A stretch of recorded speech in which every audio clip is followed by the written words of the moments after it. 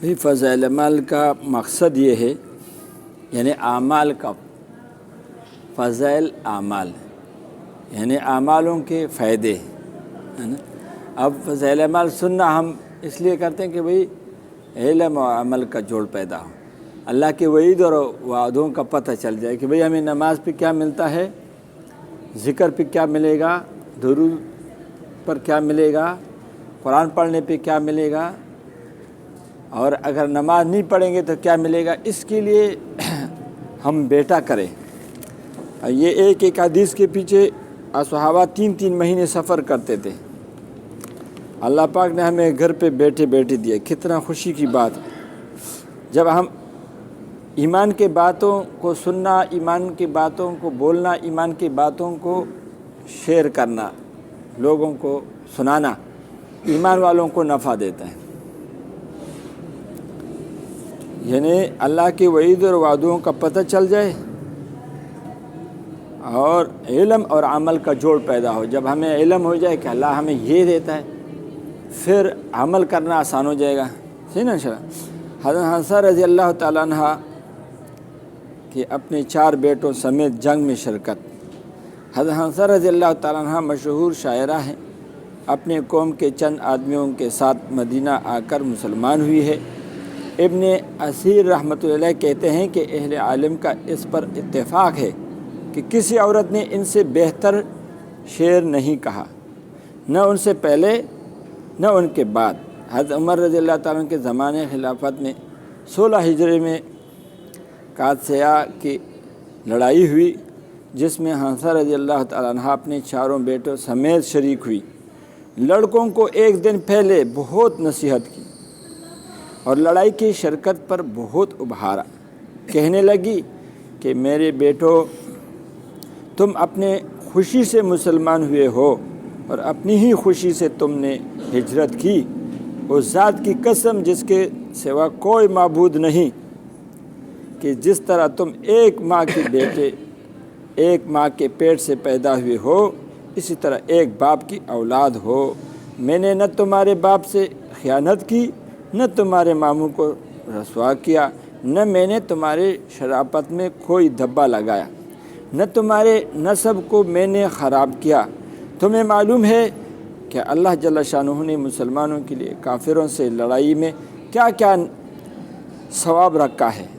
تمہیں یہ بات بھی یاد رکھنا چاہیے کہ آخرت کی باقی رہنے والی زندگی دنیا کی فنا ہو جانے والی زندگی سے کہیں بہتر ہے۔ اللہ جل شانہ کا پاک ارشاد ہے، یا ایھا الذین آمنوا، فرماتے ہیں ترجمہ، اے ایمان والو، تکلیف پر صبر کرو اور کفار کے مقابلے میں صبر کرو اور مقابلے کے لیے تیار رہو تاکہ تم پورے کامیاب ہو۔ لہٰذا کل صبح کو جب تم صحیح و سالم اٹھو تو بہت ہی ہوشیاری سے لڑائی میں شریک ہو اور اللہ تعالیٰ سے دشمنوں کے مقابلے میں مدد مانگتے ہوئے بڑھو۔ اور جب تم دیکھو کہ لڑائی زور پر آ گئی اور اس کے شعلے بھڑکنے لگے تو اس کے گرم آگ میں گھس جانا اور کافروں کے سردار کا مقابلہ کرنا، انشاءاللہ جنت میں اکرام کے ساتھ کامیاب ہو کر رہیں گے۔ چنانچہ جب صبح کو لڑائی زور پر ہوئی تو 4 لڑکوں میں سے ایک لڑکا نمبر وار آگے بڑھتا تھا اور اپنی ماں کی نصیحت کو اشعاروں میں بڑھ کر امنگ پیدا کرتا تھا۔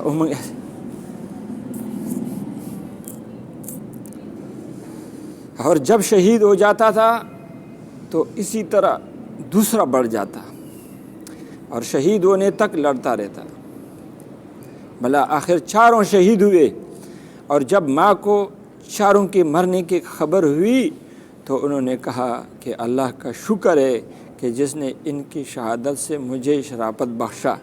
مجھے اللہ کی ذات سے امید ہے کہ اس کی رحمت کے سائے میں ان 4 کے ساتھ میں بھی رہوں گی۔ فائدے میں لکھتے ہیں ایسا بھی اللہ کے بندی مائیں ہوتی ہیں جو 4 جوانوں بیٹوں کو لڑائی کی تیزی اور زور میں گھس جانے کی ترغیب دے، اور جب چاروں شہید ہو جائے اور ایک ہی وقت میں سب کام آ جائے تو اللہ کا شکر ادا کرے۔ یہ ایمان، اور یعنی یہ ایسے ایمان، اور ان کو جنت اور ان کو جہنم یہ ان کو نظر آ رہا تھا، اللہ کی محبت۔ اب ہم لوگ اپنے آپ کو دیکھے، ہم نماز کے لیے دکان بند نہیں کر سکتے، یہ ہمارا ایمان ہے۔ ایمان کا اندازہ اپنا آدمی خود لگا سکتے ہیں۔ اب دیکھو، اگر اذان ہوتے یا اذان سے پہلے دکان بند کرتے ہو تو سمجھو کہ آپ کے ایمان میں طاقت ہے۔ یہ ابن مسعود رضی اللہ تعالیٰ نے حضور اقدس صلی اللہ علیہ وسلم کا یہ ارشاد نقل کیا ہے کہ جو شخص ایک حرف کتاب اللہ کا پڑھے اس کے لیے اس حرف کے عوض ایک نیکی ہے، اور ایک نیکی کا اجر 10 نیکی کے برابر ملتا ہے۔ میں یہ نہیں کہتا کہ سارا الف لام میم ایک حرف ہے، بلکہ الف ایک حرف، لام ایک حرف اور میم ایک حرف ہے۔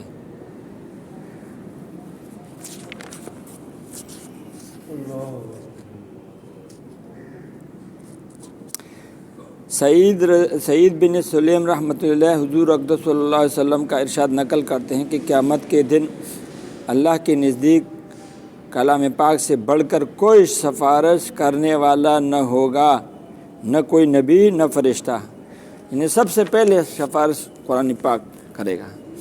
اب ہم لوگوں کو بھائی جس کو قرآن نہیں آتا تو وہ ابھی سے قاعدہ اٹھائے اور ایک الف پڑھتا رہے، ایک ہفتہ بھی الف پہ لگ جائے نا، اور موت آیا اس نے ایک الف ابھی تک سیکھا نہیں، اس کو اللہ پاک قرآن سیکھنے والوں میں اٹھائے گا، قرآن والوں میں اٹھائے گا۔ بھئی ہمارا مقصد یہ ہے کہ اللہ راضی ہو، ہم قرآن والوں میں اٹھے، ہم جنت میں جائے۔ ہاں تو ٹھیک ہے، حافظ قرآن کا اور جو ہے نا جو اس نے علم کیا ہے اس کا الگ الگ درجے ہے، لیکن کم سے کم وہ کہتے ہیں نا کہ ہم دروازے سے تو اندر ہو جائے، ٹھیک ہے نا انشاءاللہ۔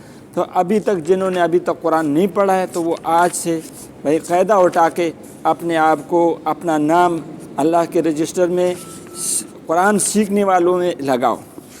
قرآن والوں کے ساتھ محبت کرنا، علماء کے ساتھ محبت کرنا، اللہ پاک آپ کا ذہن کھول دے گا، زبان کھول دے گا، اور علم سے علم دے گا، حلم سے علم دے گا۔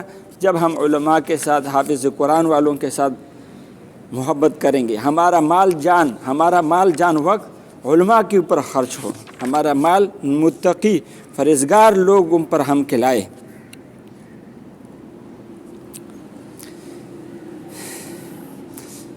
ابو مسلم کہتے ہیں کہ میں حضرت ابو امامہ رضی اللہ تعالیٰ کی خدمت میں حاضر ہوا، وہ مسجد میں تشریف فرما تھے۔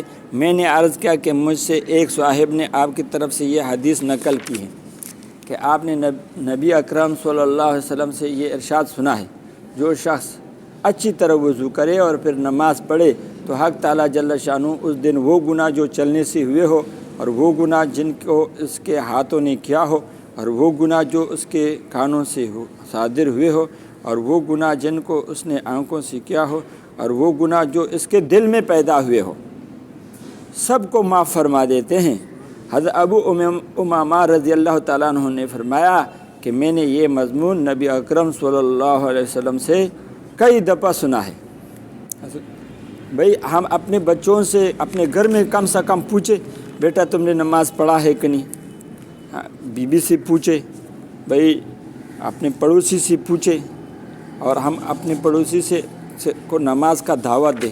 بھئی جو جس بات کا دعوت دے گا اللہ پاک سب سے پہلے اس کی زندگی میں وہ چیز لائے گا۔ اگر نماز کا دعوت دے گا، لوگ نمازی بنے یا نہ بنے، اللہ آپ کو بنا دے گا۔ ذکر کا دعوت دے گا، کوئی ذکر والا بنے یا نہ بنے، اللہ پاک آپ کو ذکر کرنے والا بنائے گا۔ قرآن کا دعوت دے گا، لوگ قرآن والا بنے یا نہ بنے، اللہ پاک آپ کو قرآن والا بنائے گا۔ تو انشاءاللہ سب کوشش کریں گے نا انشاءاللہ۔ بھئی یہ دعوت کا کام آسان نہیں ہے، ہم انشاءاللہ ٹھیک ہے، لیکن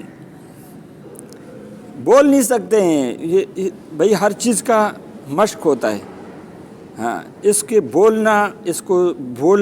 کا بولنا، دعوت دینا، سبزی والے سے کوئی چیز لیا اس کو ضرور دعوت دینا، آلو لیا اس سے، پیاز لیا اس سے، کسی سے پتی شتی لیا، چینی لیا، اس کو ضرور دعوت دینا۔ اب یہ عادت ہمارے اندر ہے، اس کے لیے 4 مہینے لگا کر پھر یہ بات ہوگی، ایسے نہیں ہوگی۔ بس جو شخص کسی مسلمان کے پردہ پوشی کرتا ہے، اللہ جل شانہ دنیا و آخرت میں اس کی پردہ پوشی فرماتے ہیں، اور اللہ تعالیٰ بندوں کی مدد فرماتے ہیں جب تک کہ وہ اپنے بھائی کی مدد کرتا ہے۔ نبی اکرم صلی اللہ علیہ وسلم کا ارشاد ہے کہ جو شخص کسی مسلمان کے پردہ پوشی کرتا ہے، اللہ جل شانہ قیامت کے دن اس کے پردہ پوشی فرمائے گا۔ جو شخص کسی مسلمان کے پردہ داری کرتا ہے، اللہ جل شانہ اس کے پردہ داری فرماتے ہیں، حتیٰ کہ گھر بیٹھے اس کو رسوا کر دیتے ہیں۔ تو بھائی بہت زبان کا خیال کرنا، بہت کسی کو گناہ کرتے ہوئے دیکھا بس اس کے اوپر پردہ ڈالنا، ہاں بھائی اس کو شیطان نے دھوکہ کر دیا۔ ہم کسی کو نہ بتائیں بھائی، اے امت محمدیہ، تم افضل امت ہو، تم کو لوگوں کے نفع کے لیے بھیجا گیا ہے، تم بھلی باتوں کو لوگوں میں پھیلاتے ہو اور بری باتوں سے ان کو روکتے ہو اور اللہ پر ایمان رکھتے ہو، اور چاہیے کہ تم میں ایسا جماعت ہو کہ لوگوں کو خیر کی طرف بلائے اور بھلی باتوں کا حکم کرے اور بری باتوں سے منع کرے، اور صرف وہی لوگ فلاح والے ہیں جو اس کام کو کرتے ہیں۔ یہ سورۃ ال عمران قرآن پاک کا لفظی معنی ہے، ترجمہ ہے 12 نمبر رکوع کی، اور ایک ہے 11 نمبر کی۔ تو یہ دیکھو اللہ پاک فرماتے تم بہترین امت ہو۔ اب بھائی کیوں بہترین ہے بھائی؟ اس لیے بہترین ہے کہ تم لوگ دعوت کا کام کرتے ہیں، تو سب انشاءاللہ دعوت کا کام کریں گے نا انشاءاللہ۔ دیکھو